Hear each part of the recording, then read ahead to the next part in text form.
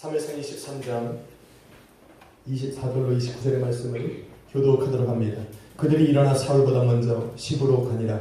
다윗과 그의 사람들이 광야 남쪽 마온 광야 아라바에 있더니 사울과 그의 사람들이 찾아온 것을 어떤 사람이 다윗에게 아뢰되 이에 다윗이 다윗을 데려다 마온 황무지에 있더니 사울이 듣고 마온 황무지로 다윗을 따라가서는 사울이 산 이쪽으로 가며 다윗과 그의 사람들은 산 저쪽으로 가며 다윗이 사울을 두려워하여 급히 피하려 하였으니 이는 사울과 그의 사람들이 다윗과 그의 사람들을 에워싸고 잡으려 함이었더라. 전령이 사울에게 와서 이르되 급히 오소서 블레셋 사람들이 나를 침노하나이다. 이에 사울이 다윗 뒤쪽 길을 그치고 돌아와 블레셋 사람들을 치러 갔으므로 그곳을 셀라 하마느 곳이라 칭하니라. 다윗이 거기서 올라가서 엔디게 요새에 머무니라. 아멘. 할렐루야. 우리 옆에 분하고 인사합시다. 잘 오셨습니다. 한 번 더 인사합시다. 좋은 일이 시작되었습니다. 좋은 일이 시작되었습니다. 믿으세요. 라면 합시다. 오늘 하나님께서는 형용할 수 없는 좋은 일을 저와 여러분의 가운데 시작했음을 믿습니다. 성령께서 성도들의 삶을 성도를 당신의 성전 사무사 내주하심으로 하나님의 뜻을 날마다 기도하는 자에게 알려주시는 이 시대와는 다르게 구약시대는 하나님께서 찾아오셔서 말씀하여 주실 때만이 비로소 하나님의 뜻을 알 수가 있었습니다. 그래서 하나님의 말씀이 없을 때는 하나님께서 나를 찾아오시기를 기다려야 하는 수밖에 없었다라는 겁니다. 그런데 어느 순간부터인가 이스라엘 민족 가운데 하나님의 음성이 들리지 않는 겁니다. 하나님의 말씀이 없는 삶은 어떨까? 여러분의 인생 속에 하나님의 말씀이 들려지지 않고 여러분의 마음속에 성령의 감동이 없기 시작하면 여러분의 삶은 어떻게 변화가 될까? 잠언 29장 18절 말씀은 이렇게 이야기합니다. 묵시, 곧 하나님의 계시가 없으면 그들은 방종하느니라 라고 이야기합니다. 방자히 행한다 라는 말은 영어로 cast off, restraint라고 하는 단어를 씁니다. 이 말이 무슨 말이냐면 자제심을 잃어버렸다는 뜻입니다. 통제할 수 없는 상태에 이르렀다는 겁니다. 쉽게 이야기하면 빨리 달리는 차 가운데서 안전장치를 풀어버린 거랑 똑같다는 겁니다. 하나님의 계시라는 무엇입니까? 영어를 revelation이라는 단어를 씁니다. 하나님께서 당신의 마음속에 뜻하시고 계획하신 일들을 당신의 사람들에게 알려주시는 것을 계시라는 표현을 씁니다. 그 revelation이라는 단어 안에는 또 하나의 의미가 있습니다. 은밀히 감춰진 것을 드러내어 밝히다 라는 뜻이 있습니다.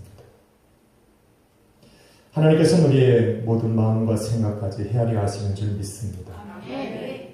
하나님께서는 그러한 사람들의 마음을 아시기 때문에 우리의 마음대로 살아가지 못하도록 마치 고삐 풀린 망아리처럼 내가 원하는 곳으로 가고 위험한 곳인지도 모르고 달려가는 그 하나님의 백성들을 하나님께서 인도해 가시고자 말씀을 주시는 겁니다.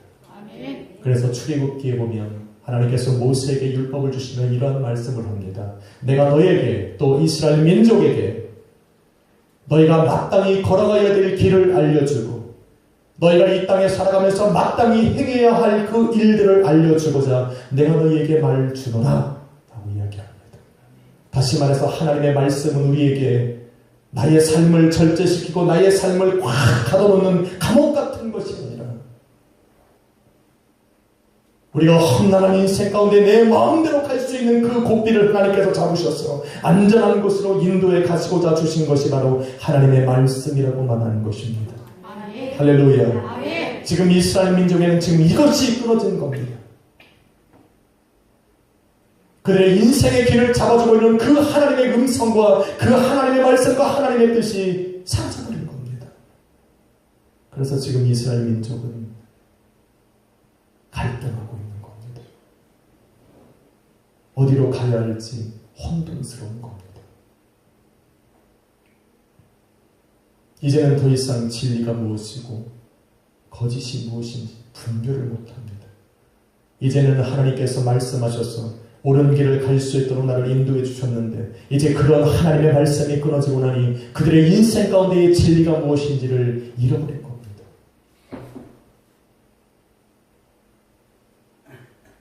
여러분도 말씀을 잃어버리면 방황해요. 내가 어디로 갈지 몰라요. 오늘도 성령께서 나를 통하여 하나님께서 말씀하시는 그것을 알려주지 않으면 갈 길을 잃어버려요. 내가 원하는 길로 갑니다. 내가 하고 싶은 대로 합니다. 이렇게 살아가는 사람들에게 문제는 무엇이냐면 그것이 옳다라고 이야기한다는 겁니다. 가슴을 쥐고 통곡해야 하는 상황이 아닙니까? 하나님의 백성이고 하나님의 말씀을 들어서 그 하나님의 말씀으로 인도함을 받아야 되는 이스라엘 민족인데 그 말씀이 끊어졌으니 가슴을 치러야 되는 시간입니다. 그 하나님의 말씀에 목말라해야 되는 시간인데도 불구하고 오히려 사울은 그러한 하나님의 침묵하심을 이용해서 그 하나님의 이름을 걸고 거짓을 일삼고 있는 겁니다. 하나님께서 그 자기의 거짓을 드러내지 않으시니까 담대함을 얻어서 사람들에게 거짓말을 하고 있는 거예요. 사무엘상 23장 7절에 보니 사울이 이르되 하나님께서 그 다윗을 내 손에 붙여주어 죽이라 하셨다고 이야기합니다. 21절에 바라보니 사울이 이르되 너희가 나를 긍휼히 여겼으므로 여호와께 복받기를 원하노라 라고 이야기합니다. 하나님이 언제 다윗을 사울의 손에 붙이셨습니까? 하나님께서 언제 다윗을 사울의 손에 넘겨주는 그 사람을 축복하겠다라고 하나님이 말씀하신 적이 있습니까? 아마 하나님께서는 그런 적이 없어요. 근데 사울은 자기의 말을 만들어냈어요. 하나님이 침묵하시고 하나님이 말씀하지 아니하시니까 사울은 자기 멋대로 행하는 겁니다. 자기가 하고 싶은 대로 말하는 겁니다.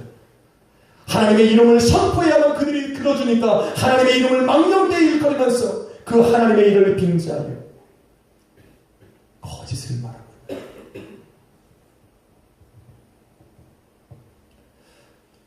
하나님의 말씀이 없어서 방황하는 것은 사울뿐만이 아닙니다. 이스라엘 민족도 마찬가지예요. 어느 것이 진리인지 거짓인지를 구별할 수 없는 그런 혼돈스러운 삶 속에서 이제 이스라엘 민족은 그 사울의 말을 진실로 받아들인 겁니다. 그래서 사울이 다윗을 하나님께서 내 손에 붙였다라고 하니까 마치 그것이 정말 하나님의 뜻이냐 사울이 말한 대로 다윗을 넘겨주기에 힘을 쓰는 겁니다. 최선을 다한 겁니다. 20절 말씀에 보면 그를 왕의 손에 넘기는 것이 우리의 의문이다. 의무래요. 사명감을 가지고 다윗을 잡으러 다니는 겁니다. 마치 그것이 하나님의 뜻이고 그것이 이스라엘 백성이 나에게 주신 하나님의 말씀인 것처럼 착각하면서 다윗을 잡기에 혈안이 되어 있는 겁니다. 성경은 뭐라고 말합니까? 내 백성이 지식이 없어 망하는도다. 하나님의 뜻을 분별하지 못하고 거짓을 따라가는 사람들은 그 거짓을 말하는 그 사람들과 더불어서 마지막 하나님의 심판대 앞에 저주받을 수밖에 없는 겁니다.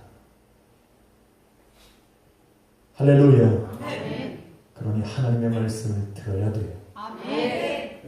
여러분은 하나님의 기다릴 사람들이 아니에요. 하나님의 말씀을 기다리는 사람들이 아닙니다.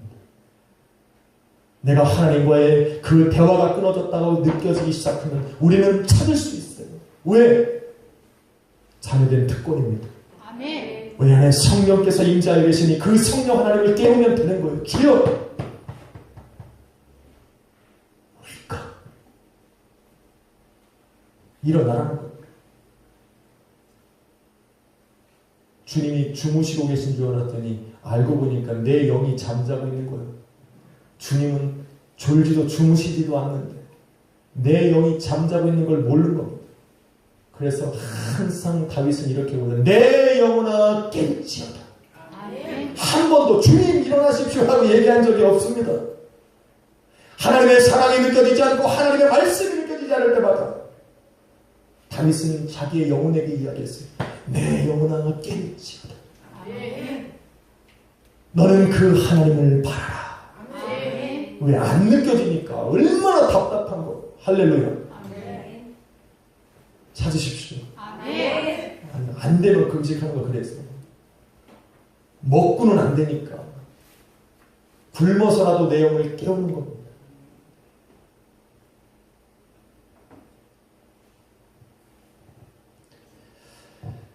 하나님께서는 정말 이러한 저주받을 일들을 그 사울의 거짓말을 이스라엘 민족들에게 알려주시지 않은 것입니까?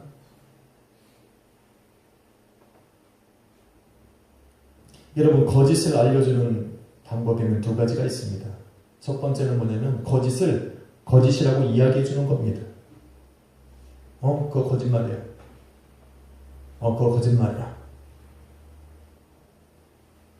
두 번째 방법이 하나 있습니다. 거짓말을 거짓말이라고 얘기하지 않고 거짓을 드러내는 방법은 진짜를 보여주면 됩니다. 이거 종이컵입니다. 보시기에는 유리컵처럼 보여도 이거는 유리컵이 아니라 종이컵입니다.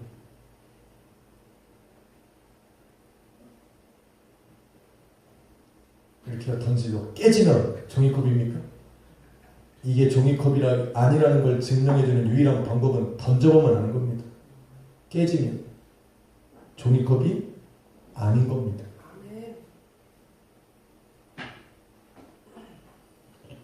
만일 거짓을 거짓이라고만 하면 진짜는 또 보여줘야 되는 겁니다. 그러니까 하나님께서는 두 번째 방법을 쓰시는 거예요. 사울의 말이 거짓이라고 얘기한 것이 아니라 하나님께서는 당신의 뜻을 그들에게 보여준 겁니다. 사울이 다윗을 죽이려고 그를 궁지로 몰아넣은 그 순간순간마다 하나님께서는 다윗을 건져내시는 것을 모든 이스라엘 민족으로 하여금 알게 하셨어요. 하나님이 보호하시고 하나님이 함께 하시고 하나님께서 다윗을 이스라엘 왕으로 기름 부어 세우셨다는 것을 그 민족을 통하여 알게 하시는 수많은 일들을 그들에게 보이시면서 다윗을 사랑하고 아끼는 것이 바로 하나님의 뜻이라는 것을 알려주셨다는 겁니다. 그래서 저와 여러분이 읽은 그 본문에 나오는 이 기브아 사람들이 다윗을 사울에게 넘겨주는 것은 사울의 말이 거짓인 것을 몰라서 그런 것이 아니라 진리를 알매도 진리를 거부하고 있는 겁니다. 왜 진리를 거부합니까? 진리를 알았으면 진리로 인도함을 받아야 되는 것입니다. 내 인생에 하나님께서 진리를 알게 하시면 그 진리를 붙들고 나아가야 되는 겁니다. 진리를 알지니 너희가 진리가 너희를 자유케 하려고 말씀하셨어요. 그런데 이스라엘 민족은 왜 진리를 알고도 진리를 거부하고 있을까? 두려운 겁니다. 너무 두려운 거예요. 다윗을 도와주었던 그 노베 사람들처럼 사울의 손에 죽임이 당하지 않을까? 나뿐만 아니라 내 자녀와 내 부모와 내 형제 자매까지 나와 함께 살아가고 있는 저 사람들까지 다 죽임을 당하지는 않을까? 두려운 겁니다. 아둘람 사람 아둘람 굴로 다윗이 있었던 그 아둘람 굴로 도망갔던 그 400명처럼 다윗을 도와주었을 때 그 사울로 인하여서 환난당하는 것이 두려운 겁니다. 살아가면서 얻을 수 있는 수확이 없으니 그 삶 인생 속에 빚지고 살아가는 것이 두려운 겁니다. 그 사울의 핍박 때문에 내 마음에 고통당하고 상한 심령이 되어올까 너무나도 두려운 겁니다. 그러니까 진리를 알지만 진리를 거부하고 있는 겁니다.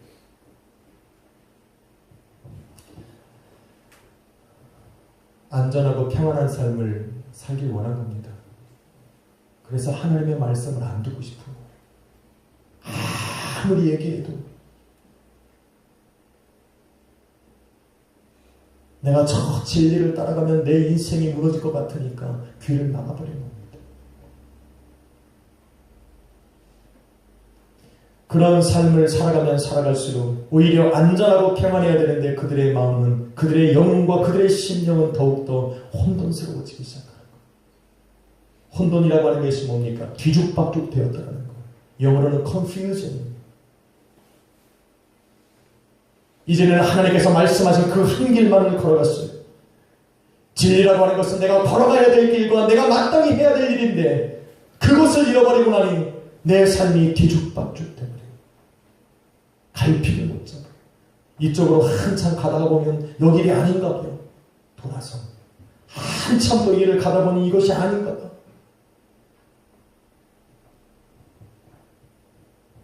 막 싸우고 있는 거예요. 막 싸우다 정신을 차려보니 같은 편끼리 싸우고 있는 거예요. 나 왜 때려? 나 같은 편인데. 이러고 있는 게 이게 혼돈이에요.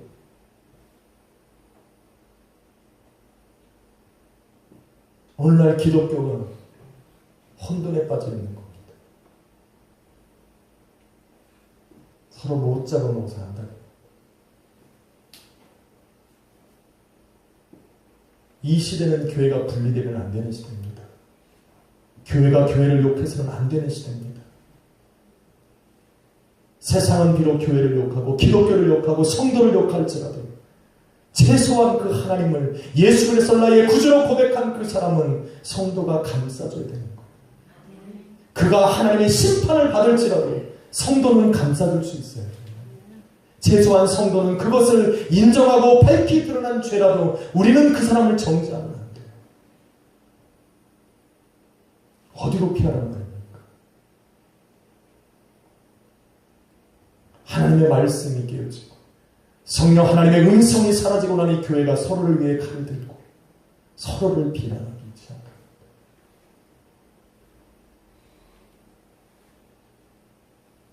인사합시다. 그래도 저는 사랑합니다. 한 번 더 인사합니다. 저도 사랑해 주십시오. 그래서 성령이 충만하면 감싸줄 수 있는 거예요. 왜? 성령은 하나님의 마음을 품게 하거든. 성령이 충만하면 예수 그리스도의 마음을 품게 하거든. 그래서 같은 편끼리 못 싸워요. 싸우고 싶어도 안 돼요.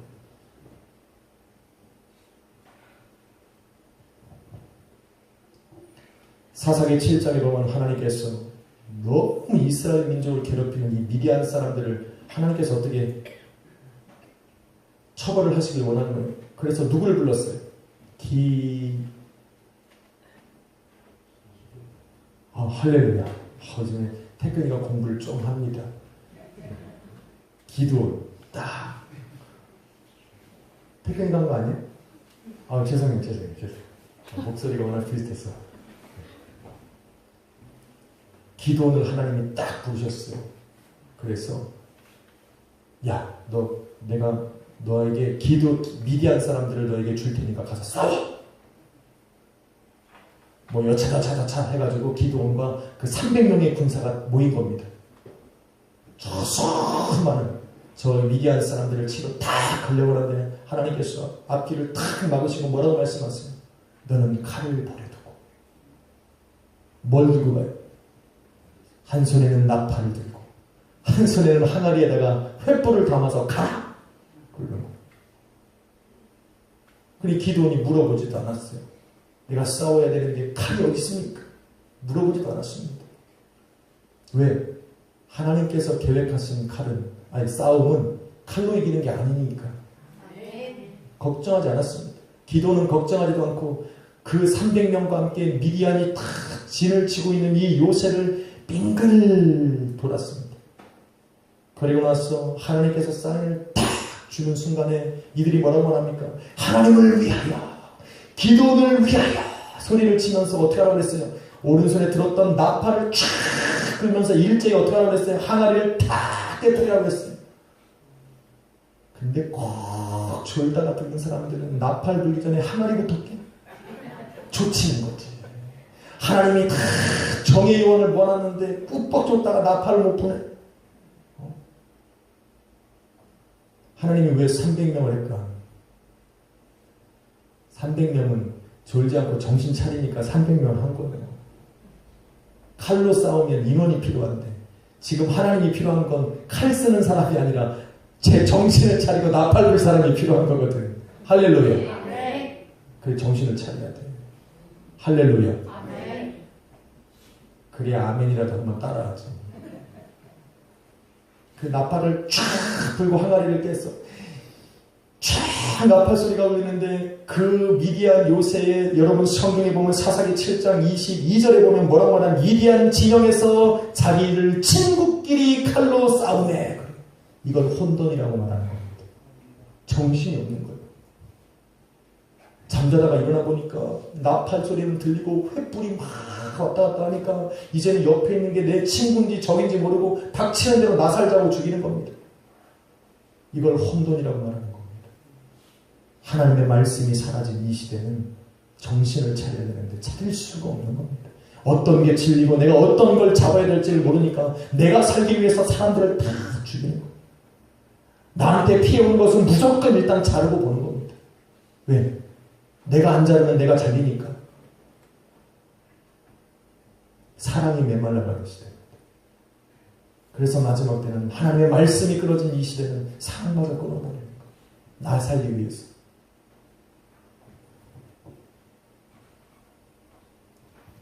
얼굴 잘 봐주셔야 돼요. 최소한 이분은 안 잘라야 되잖아.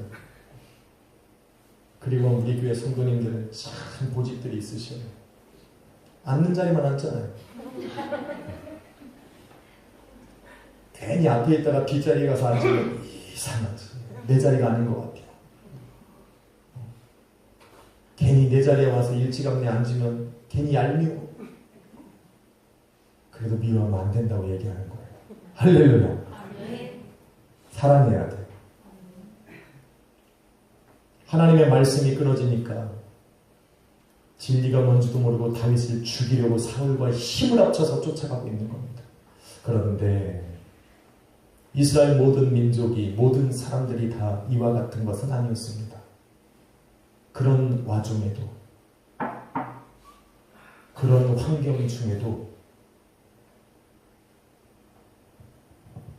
다윗과 함께 하셨던 그 하나님을 기억했던 사람들이 있었습니다. 모든 사람들이 사울의 말을 진리로 받아들이고 다윗을 죽이려고 다닐 때 다윗과 함께 하셨던 그 하나님을 기억하고 다윗의 편에 섰던 사람들이 있었다는 것. 그래서 여러분, 저와 여러분이 읽은 이 본문에 보면 25절에 보니 어떤 사람들이 사울과 그의 사람들이 다윗과 그의 사람들을 찾으러 다윗이 숨어있는 십광야 남쪽 하길라 산 숲으로 오는 것을 다윗에게 말해준 겁니다. 누구나 그럴 수 있는 건 아닙니다. 누구나 지금 이 사람처럼 다윗에게 달려가서 진실을 말해주는 것은 쉬운 것이 아닙니다. 지금 이 사람은 자기의 생명을 걸고 하고 있는 겁니다. 하나님의 뜻이 무엇인지 삶으로 체험했기 때문에 나도 하나님의 뜻을 알기 때문에 나도 이 사람처럼 달려가서 다윗에게 다운이 온다라고 이야기해 줄 수 있을 거야 라고 생각한다면 여러분 한 번 더 생각해 보셔야 돼요. 지금 이 사람의 행동은 굉장히 용기 있는 겁니다. 생명을 걸고 하는 거예요. 들키면 나만 이게 아니라 가족도 이겁니다. 목숨을 내놓고 지금 진리의 편에 서는 겁니다. 때로는 보이는 삶의 무게가요, 현실의 무게가 그 하나님의 말씀보다 무겁게 느껴질 때가 있습니다. 가끔은 내 안에 울리는 그 하나님의 음성을 외면하고 싶을 때가 있다니까요. 저도 압니다. 여러분은 거룩하셔서 절대 그러실 분이 아니에요. 저만 그래. 그죠? 여러분은 하나님이 말씀하시는 그 진리의 말씀을 쫓아 어찌하든지 걸어가잖아요. 근데 저는 가끔 살다가 그 하나님의 말씀대로 한 번쯤은 외면해보고 싶을 때도 있어요.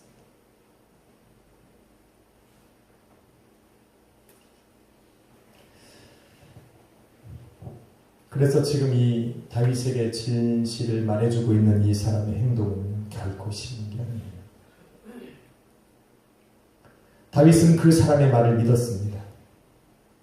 수많은 사람들이 다윗에게 거짓을 이야기하고 어찌 하든지 사울에게 넘겨주려고 혈안이 되어 있는 그런 상황 속에서도 다윗은 자기에게 달려와서 사울의 정보를 알려주는 그 사람의 말을 믿었습니다.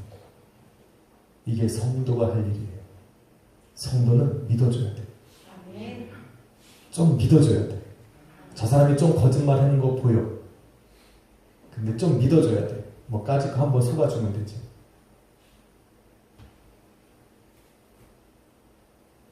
거짓말 안 하는 게 좋죠. 아유, 얼마나 미안해. 거짓말하는 거 아는데 믿어줘야 되잖아. 민망하게 하지 말고 거짓말을 안 하면 돼. 아멘? 아멘. 네. 다윗은 그의 말을 듣고 벌떡 자리에서 일어났습니다. 그리고 저 바위로 내려가 마온 황무지로 도망갔어요. 마온 황무지로 도망갔어요. 마온 황무지로 다 도망을 갔는데 중요한 것은 이곳은 다윗과 그의 사람들이 피할 수 있는 안전한 곳이 아니었습니다.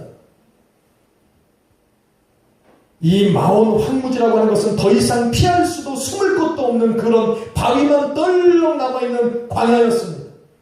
얼마나 급했으면 그곳으로 도망을 쳤는데 그 도망을 간 그곳은 안전한 곳이 아니라 피할 수 있는 곳이 아니라 사울과 그의 병사들이 확 둘러치면 도망갈 곳이 없는 막다른 길이었어요.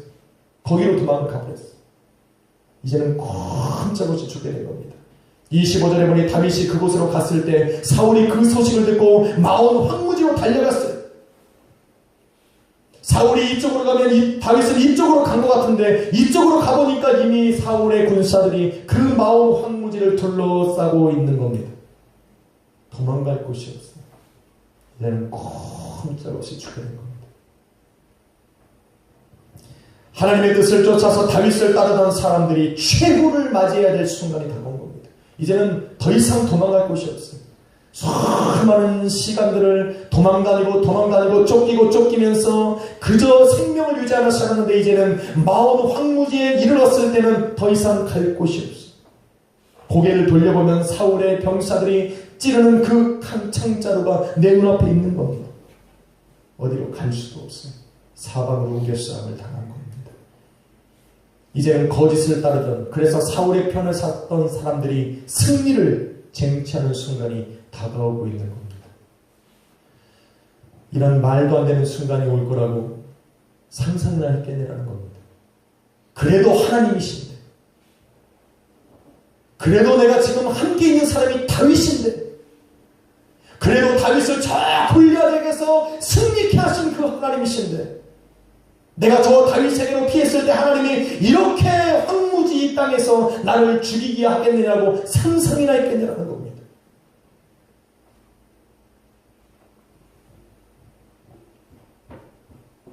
그런데 그런 모든 생각들이 현실로 온 겁니다. 절대 이런 일은 없을 거라고 생각했던 그 일이 현실로 다가오고 있는 겁니다. 그 순간 다윗과 함께 있던 사람들 중에 불평하거나 후회했던 사람들이 없었을까? 600명이나 되는 사람 중에 한 사람이라도 후회하는 사람이 없었을까? 사울의 핍박으로 환난당하고 빚지고 마음의 상처까지 입어서 그래도 살고자 다윗을 찾아서 생명을 걸고 아둘람 굴로 갔던 사람들입니다. 그런데 안전하기는커녕 이리 쫓기고 저리 쫓기고 이제는 먼 타지까지 와서 이 황무한 땅에 내 뼈를 묻어야 되는 상황이 온 겁니다. 원망과 후회가 없겠습니까? 여러분 전도를 하다 보면 참 많은 분들이 나는 예전에 교회를 다녔다는, 아니 그분들의 상투적인 용어인가 봐. 절에 다니는 분도 나는 예전에 교회를 나갔었대. 교회 안 나가본 사람이 없습니다. 맞아요. 한때는 우리나라가 교회에 열광하던 시대가 있었다니까요. 교회에 가면 모든 문제가 해결받았던 그 시대가 있었어요. 어느 날 보면 이런 말을 합니다. 야, 문제가 있어? 야, 그럼 교회 가봐. 그럼 해결이라도 되지. 아파? 야, 그럼 교회 가봐. 낫을 거야. 이렇게 말하던 시대가 있었다는 겁니다. 할렐루야. 아멘. 그런 시대가 있었어요. 저희 부모님 시대만 해도 문제가 있으면 교회 가서 기도하라고 그랬어요. 야, 할 거 없으면 교회 나가 그랬어요. 아니었나요? 할 거 없으면 교회 가라고 그랬어요.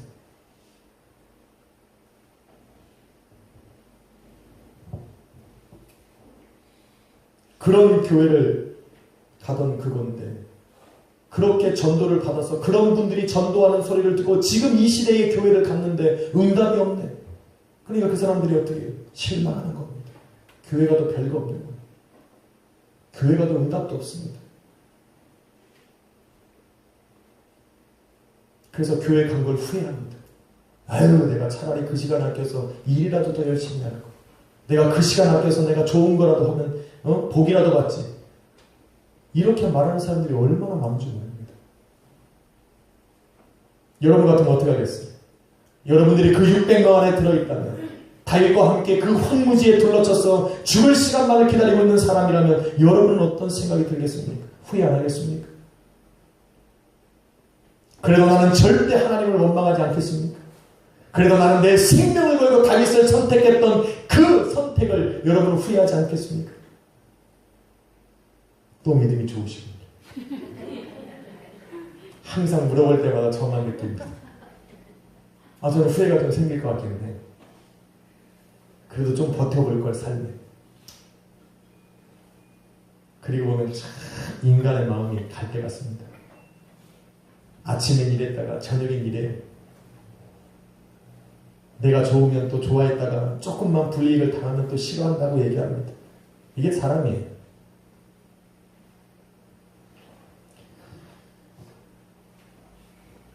여러분 애굽의 10가지 재앙이 뭐였는지 다 기억하시죠? 자, 손가락을 딱 피면 두려우시죠? 그래서 한꺼번에 10개의 재앙이 있었다. 이것까지만. 애굽에 내린 10가지 재앙을 눈으로 봤던 사람들이 이스라엘 민족입니다. 그 10가지 재앙으로 사람들이 죽어나가고 고통당하고 그 질병으로 괴로워하는 그 가운데서 하나님께서 그 이스라엘 민족은 틀끝, 그리고 하나님께서 모세를 통하여서 그 애국 땅 노예됐던 그 시간들을 벗어났어 하나님께서 약속하신 땅으로 인도해 가실 때 첫 번째 그들을 가로막고 있던 것은 홍해입니다. 홍해 앞에 이르렀을 때에 뒤에를 돌아보니 애국 군대가 쫓아오기 시작하는 겁니다. 그 하나님의 엄청난 역사를 눈으로 보고 체험했음에도 불구하고 이스라엘 민족들은 그 홍해바다 앞에서 모세를 향하여 혈기를 부리고 원망하고 불평하기 시작합니다. 비록 내가 애국에서는 힘들고 노예처럼 살았어도 저녁만 되면 고깃가마 옆에서 내 마음껏 고기라도 먹을 수 있고 죽을 거라는 생명의 위협조차는 느끼지 않아도 되는데 이놈과 그냥 언제 갈지도 모르는 저 약속의 땅을 간다는 쪽으로 모세를 따라 나서 광야의 길만 걸어가 힘들고 내가 끌고 온 저 양 한 마리 소 한 마리도 내 맘대로 잡아먹을 수도 없고 귀에 찼던 귀고리가 이제는 광야길을 걸어가면서 이쁘지도 않아 보이고 멋지게 입었던 그 옷들도 그 광야 떼약볕에서 다 훌러덩 벗어야 되고 마음에 드는 게 하나도 없는 겁니다. 그러니까 그것도 그냥 원망하면서 가고 있는데 저 뒤를 보니 애국 군대가 쫓아와서 나를 죽이려 하네. 이때는 그 애국을 나온 것까지 후회하기 시작합니다. 그래서 후회하고 원망하는 거예요. 잘못 왔다. 그래서 뭐라고 말합니까? 사람들을 선동해서 저 애굽으로 우리가 다시 돌아가자 그러는 거.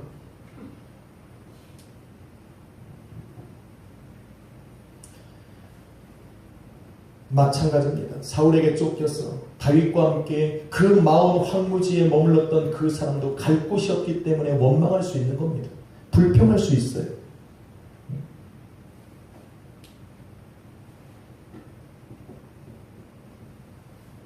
이제는 꼼짝없이 죽게 되었구나라고 생각한 것은 그 사람들 생각이고, 그것은 그들의 생각이고, 하나님은 그렇게 생각하지 않으셨습니다. 하나님은 그 순간만을 기다리고 있는 거예요. 할렐루야. 하나님 얼마나 얄미워. 야, 정말 하나님의 역사를 여러분 체험해 보시면 알겠지만 숨이 딱 넘어갈 때 건지시네. 아, 참 하나님은 오묘하신 분이야. 아니 미리 하시지. 굳이 그 홍해 앞에 가서 그냥 이스라엘 민족이 쫙 애국 군대가 쫓아와서 그냥 죽음이 코앞에까지 와야 길을 여시네. 그것도 하나님이 말씀 하나로 천지를 창조하신 분인데 하나님은 참 웃기셔. 홍해를 가를 때 밤새도록 바람이 불었대. 저 같으면 홍해야 갈라져 그럼 쫙 갈라져 얼마나 멋있습니까? 근데 하나님은 그렇게 안 하셨다니까요. 모세가 지팡이를 열어서 홍해 바다에게 쫙 펼 그때부터 하나님께서 하늘을 진동시키셔서 바람을 불게 하시고 바다를 흔들어서 물을 요동치게 하시고 저 땅에는 하나님께서 이 불기둥과 구름기둥으로 애국 사람들의 눈을 가리셔서 진격하지 못하게 하시고 그 역사를 밤새도록 하셔서 그 마른 땅이 되게 하셨다니까요. 왜 그래요? 하나님이 이스라엘 민족을 해본 그 하나님의 역사를 보게 하시는 거예요. 어떻게? 밤새도록 잊어먹지 말라고.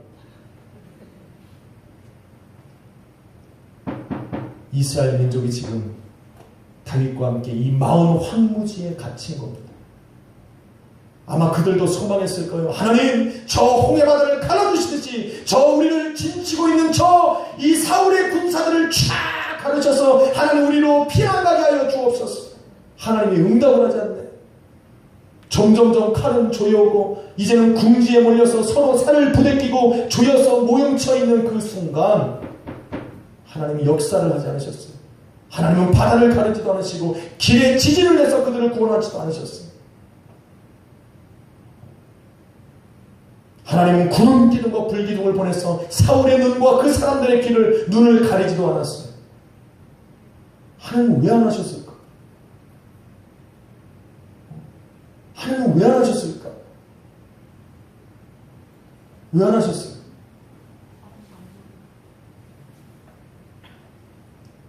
지금 사울과 그와 함께한 그 사람들도 전부 하나님께서 택하신 하나님의 백성이었거든요. 감동이 없으신가 보네. 아니 하나님이 죽이실 수도 있었다니까요. 번개를 그냥 팍 쳐서 그들을 다 죽이실 수도 있었어요.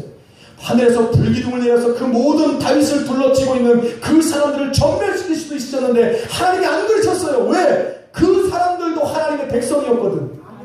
이방인이 아니었어요. 하나님을 모르고 우상을 섬기는 사람들이 아니었어요. 하나님의 백성이었다니까요.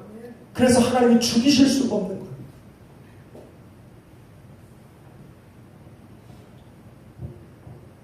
천지를 주관하시는 하나님께서 쉬운 방법을 나비두고 그들을 살려주시면서 그 문제를 해결하셔야 하기 때문에 시간이 필요한 겁니다.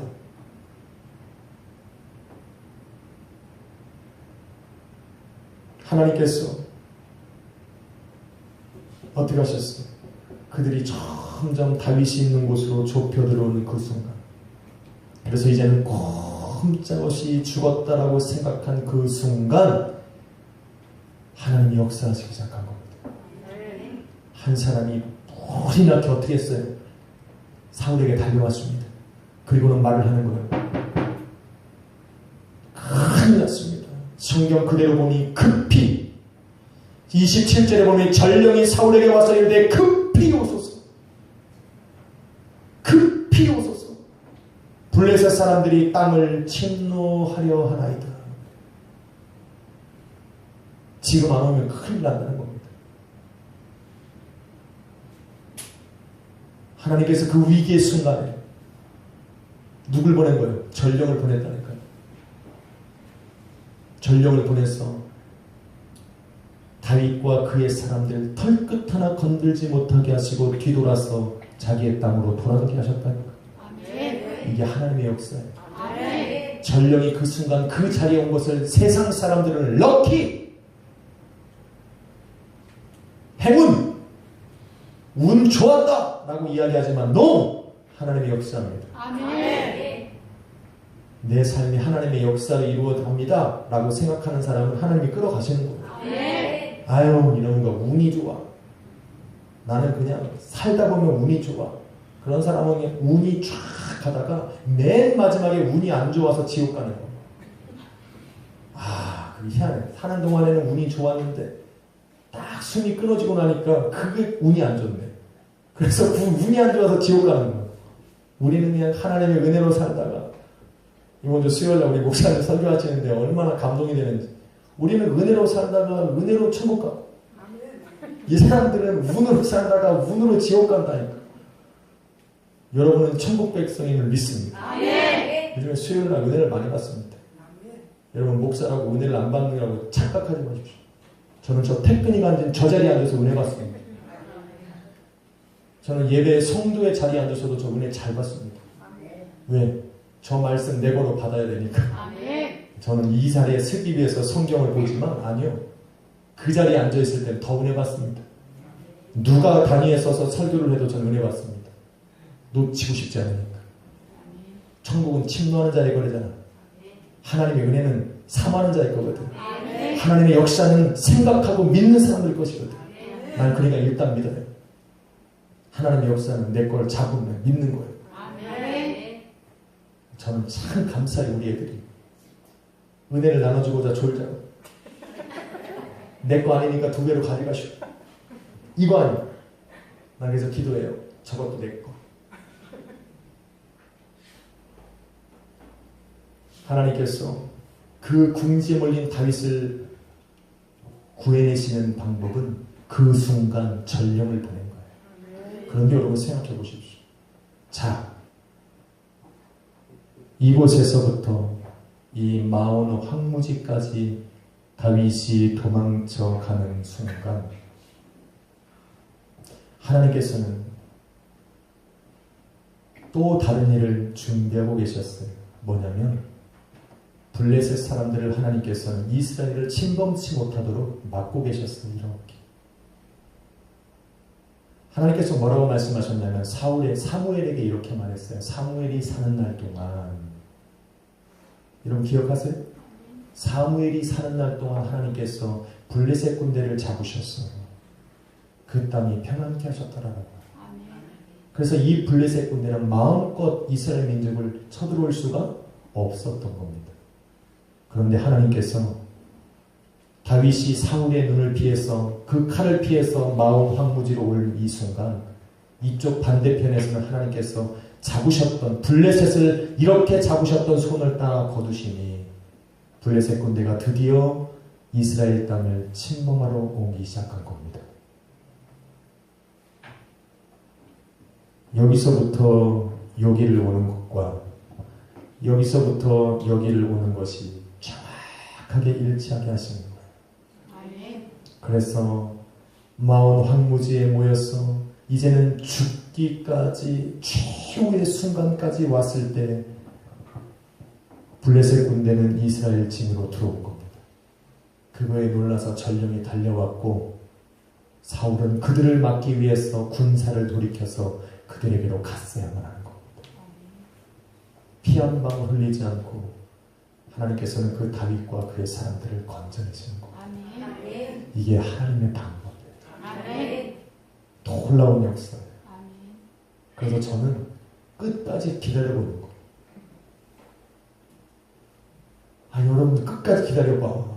아니 뭐 그게 중간에 그냥 요만큼 가다가 이 길이 아닌 길이니까 딴 데로 가면 안 돼. 타이밍이 안 맞아. 하나님이 왜 얄밉게 꼭 이 자리까지 와야 되냐면 아직 블레셋 군대가 너무 느려. 이것들이 잽싸게 와야 되는데 준비하고 칼 닦고 창 보고 너무 느려. 그러니까 마온 여기 항구지까지 올 때까지 시간이 필요한 겁니다. 블레셋 군대가 오니 전령이 급히 달려와서 그 모든 순간들을 하나님이 해결케 하시는 거예요. 할렐루야. 아멘. 그래서 그들이 사울이 모든 군사를 이끌고 그곳을 딱 다 돌아갔을 때 여러분 성경 중요한 구절이에요. 이거 28절에 그곳을 뭐라고 불렀습니까? 발음도 잘 안 되죠. 이거 되게 중요한 단어예요. 한번 같이 해보 시작. 한 번만 더 합시다. 시작. 셀라 하만의 곳이. 이거 처음 들어보시죠? 이거 셀라 하만의 곳이 뭐라고 말하냐면 이게 분리하는 바위예요. 분리하는 바위. 피난 바위. 됐어요? 잠깐 따라합시다. 분리하는 바위. 따라해봐요. 중요하다니까요. 여러분 이걸 모르면 다윗 시편을 이해할 수가 없어요. 셀마 하마는 곳, 셀라 하마는 곳, 분리하는 바위, 피난 바위. 이거. 다시 말해서 모든 하나님께서 이 궁지에 몰려서 이제 꼼짝없이 죽게 되었던 다윗과 그 이스라엘 그 함께한 그 사람들을 하나님께서 모든 위협으로부터 분리시켜 버리신 겁니다. 그들을 위협하던 모든 그 위협을 하나님께서 이 다윗으로부터 분리시켜 버리신 겁니다. 그래서 이것을 셀라 하만 곳이라는 거예요. 그래서 여러분 다윗이 이 경험 이후에 다윗은 뭐라고 고백하냐면 나를 위험에서 건져내시는 그 주님을 향하여 주는 나의 피할 바위시오. 할렐루야. 아니 뭘 바위가 얼마나 큰 게 숨어? 아니 그 바위를 말하는 것이 아니라 지금 내가 죽을 지경에 놓여 있었던 이 위기의 상황 속에서 하나님이 나를 모든 위협으로부터 분리시키셔서 나를 피난처 삼으신 그 땅, 그 바위, 그 일을 지금 고백하고 있는 겁니다. 그래서 다윗이 항상 주는 나의 피할 바위시오라고 고백할 때는 다윗의 머릿속에는 다윗의 심령 속에는 항상 이 순간의 그 위급한 상황 속에서 나를 건지셨던 그 하나님의 사랑이 생각나고 있었던 겁니다. 다윗이 주는 나의 피할 바위시오라고 고백할 때는 이러한 순간들이 지금 그의 삶에 닥친 것이고 이러한 상황 속에서 하나님이 나를 건져내셨던 그 하나님을 부르며 주는 나의 피할 바위라고 고백했던 그 다윗의 간구를 우리 주님이 들으셔서 이 날과 마찬가지로 그를 위기에서 건져내셔서 아멘. 할렐루야 아멘. 피난처로 옮기셨다라는 겁니다. 아멘. 이게 피할 바위예요. 나의 피할 큰 바위가 아니라 이 엄청난 하나님의 사랑과 은혜가 있는 역사에 일어났던 이 사건이 곧 나의 피할 바위라는 겁니다. 아멘. 할렐루야. 아멘. 이곳이 뭐라고요? 아니 뭐 하려고 하고 뭐라고? 이곳이에요. 이곳이.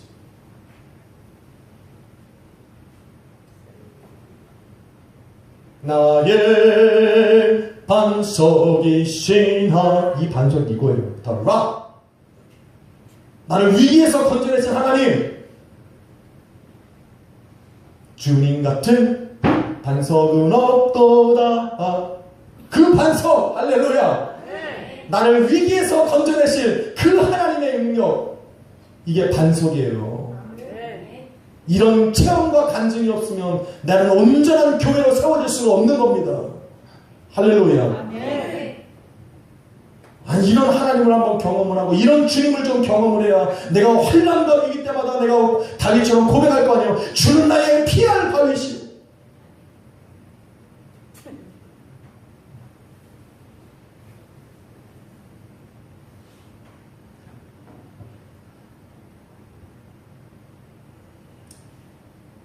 사울이 떠난 뒤에 셀라 하만 곳에서 다윗과 그의 무리가 이동하여서 엔디게 요새로 간 거예요. 이 엔디게 요새는 엔게디 요새, 엔게디 요새는요 안전한 곳입니다. 할렐루야. 아멘. 하나님께서 우리를 위기에서 건져내셔서 그곳에 두는 것이 아니라 나를 안전한 곳으로 이동시키시는 겁니다. 할렐루야. 아멘. 오늘 제가 한 장을 더 준비했더니 딱 10분이 더 가네요. 끝내야겠네.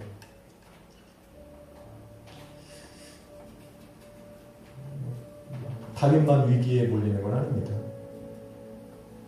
다윗이요, 이런 죽을 고비를 한 번만 당한 것이 아닙니다. 다윗은 수많은 시편 속에 주는 나의 피할 바위라고 고백했어요. 제가 말했지 않습니까? 그 고백을 할 때마다 다윗은 지금 위기 속에 갇혀 있는 겁니다. 다윗이 기억했던 그 하나님. 그런데 그 하나님을 고백하고 찾을 때마다 하나님은 한 번도 다윗을 외면하지 않으셨어요. 할렐루야. 아멘. 그 하나님이 어제나 오늘이나 영원토록 동일하십니까? 아멘. 그 하나님이 어디 가셨습니까? 그 하나님이 저와 여러분이 믿는 하나님 아닙니까? 그에게 바위가 되셨던 하나님이 오늘 저와 여러분에게 피할 바위가 되어주지 않으시겠나요? 중요한 것은 내가 그 자리에서 하나님을 원망하고 불평하지 않는 겁니다. 내가 그 자리를 피하여서 거짓의 무리 속에 내가 속하지 않는 겁니다. 하나님께서 기뻐하시는 자리에 나는 죽으면 죽으려는 심령으로 그 자리에 머물러야 돼요. 이것이 하나님이 역사를 보는 방법입니다. 할렐루야. 저는 그 하나님을 믿습니다. 오늘 교회가 그 하나님 때문에 안전할 겁니다. 그 주님이 나의 피할 바위가 되어주시는 이상 세상과 마귀는 우리를 엄습하지 못할 겁니다. 그 주님을 믿고 여러분을 기도하셔야 할 줄로 믿습니다.